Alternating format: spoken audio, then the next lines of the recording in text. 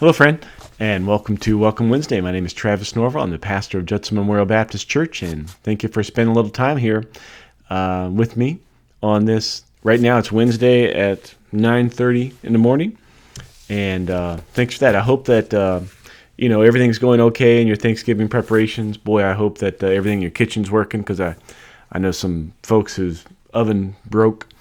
I hope that everybody gets there to your place in time and safely, or that you get to wherever you need to be safely. I hope that you are surrounded by family and friends, and I hope that you are just full of love and gratitude, and I hope that the meal is one of those meals where there's just an inbreaking of grace, and you are able to enjoy the presence of all those there. That doesn't happen very often, I know that, but I still hope and pray for it. Yeah. Hey, it was good to be in Portland last week, Oregon. It's good to be back here, though. The great part about Portland was, for this rare weekend, it did not rain in the day, and there was sunshine, and I had wonderful walks around the city, and I went to Pal's Books, and it was just a good time. Good, but like I said, good to be back here. And speaking of being back here, this is the first Sunday of Advent. Can you believe it? The first Sunday of Advent. It is this Sunday. What's going to happen? Well, Karen Thomas, the violinist, will be here. And I can't wait to hear her beautiful music. And when she accompanies Jim, and then when Karen and Jim and the choir are together, oh, be still my beating heart. That's such good, beautiful stuff. That'll happen.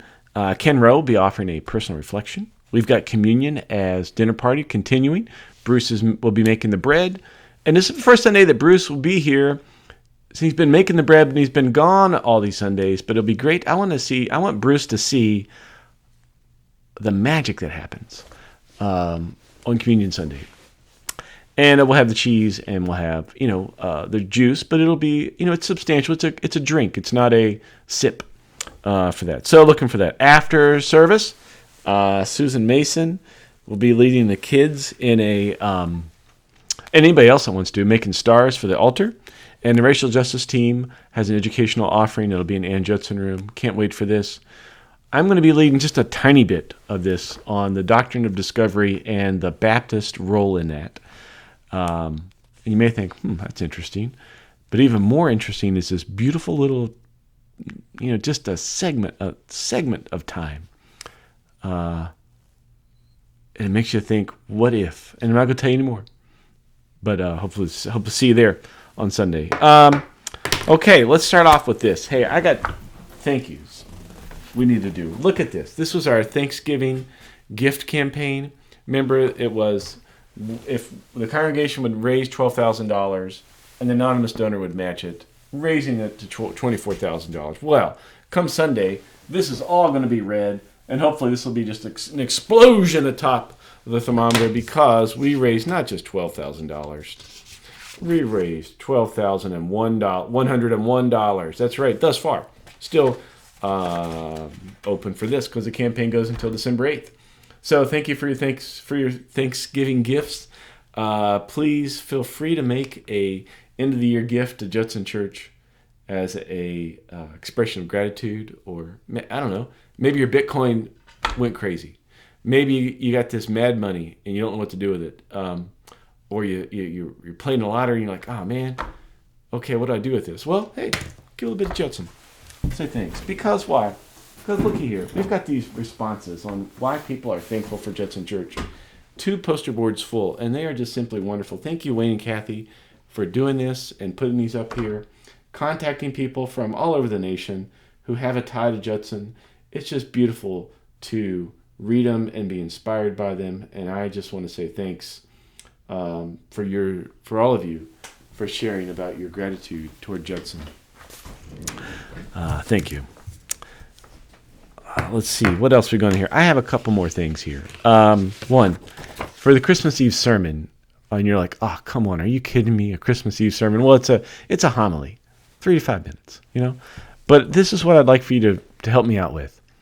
Would you please respond to this question? What is the best gift you have received, or what is the best gift you have given? gtnorvell@judsonchurch.org. I'd like to know that. Now, it doesn't have to be a big paragraph, just a sentence. Best gift you received, best gift you've given. Thank you. And you'll hear more about that as the weeks go on. Okay, that's Christmas Eve help. Next to last, penultimate.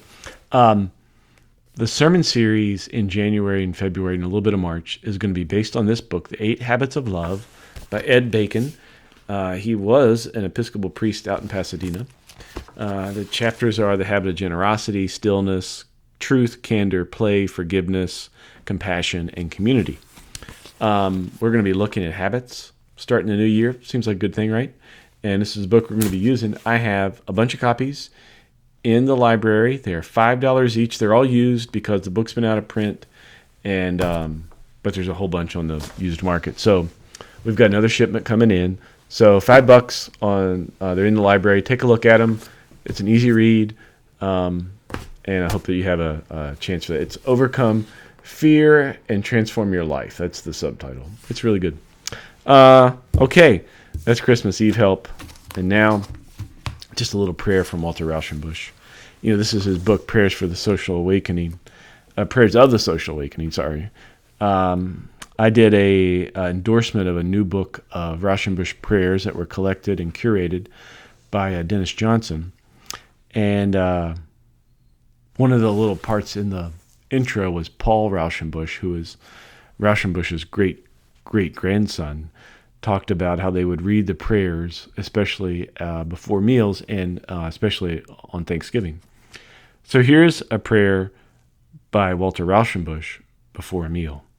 O God, thou knowest that we are sore stricken and heavy of heart. We beseech thee to uphold us by thy comfort. Thou wert the God of our fathers and mothers and ancestors, and in all these years thine arm has never failed us, for our strength has been our days. May this food come to us as an assurance of thy love, and care and promise of thy sustenance and relief. Amen. Hope you have a good meal. Hope you have a good week. Hope to see you whether in person or online on Sunday. If you're online, hey, we invite you to get your communion elements ready. I'll make an announcement about that on Sunday morning to remind you. But otherwise, I hope you're okay. Hope you have safe travels. And let's get ready for Advent. Peace, y'all.